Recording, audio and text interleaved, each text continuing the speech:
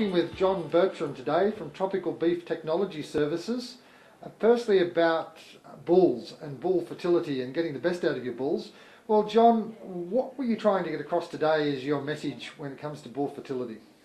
What we talked about was the opportunity for breeders to use the bull breeding soundness evaluation information, the phenotypic information, available for a range of traits. And we covered things like we mentioned the structural information, but we also mentioned the information relating to semen and the specifically percent normal. And we developed that thought through to the current CRC outcomes, the research outcomes, which clearly says that the bulls that have increased scrotal size at 12 months have daughters that reach puberty at a younger age. The bulls that produce semen at 12 months and specifically the tropical composites, the bulls that have higher percent normal at 12 months, have daughters that reach puberty at a younger age. And then when we talked about the percentage normal spermatozoa, or morphology as the term is, the bulls that have a higher percent normal spermatozoa produce daughters that have a shorter postpartum and estrus interval. In other words, after they calve, they recycle sooner after calving, so therefore they're more fertile. And hence our discussion today was about managing bulls for improved fertility. It's about identifying those bulls that not only themselves are more fertile for the immediate mating, their daughters subsequently will be more fertile. Are there any reasons why particularly the younger, the 12 months of age, has an impact on the progeny?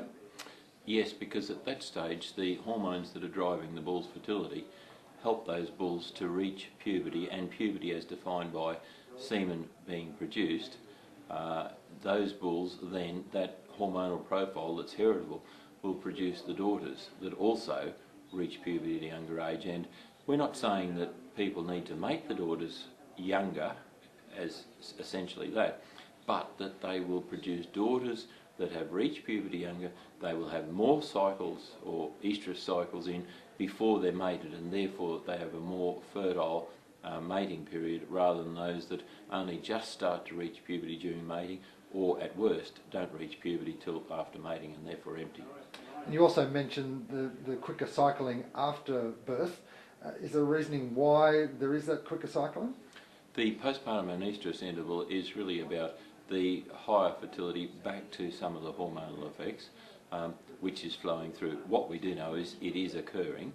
The specific components of why, we don't know all the details, because some of that research is ongoing about the proteins in the spermatozoa. That could also have an effect that is flowing through the females. We don't know those specific details, but we do know that there is a good correlation between the bull traits, the male traits, and the daughters, the female traits. So if I'm a producer listening to this, what should I think about then to try and achieve the results that you found in this research? Well, first of all, I would say the bull that at purchase has to be fertile, and we can get a bull breeding soundness evaluation information, and particularly get semen morphology information or percent normal. In addition, as we also discussed, that there is genetic information, and the genetic information comes in terms of an estimated breeding value for scrotal size. It comes in relation to days to calving. Negative days to calving, or more negative, is more desirable as an estimated breeding value. And obviously other genetic pieces of information like gestation length.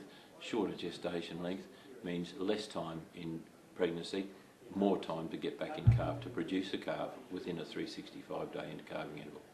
So the take-home message? Use bull fertility. Bull must be fertile.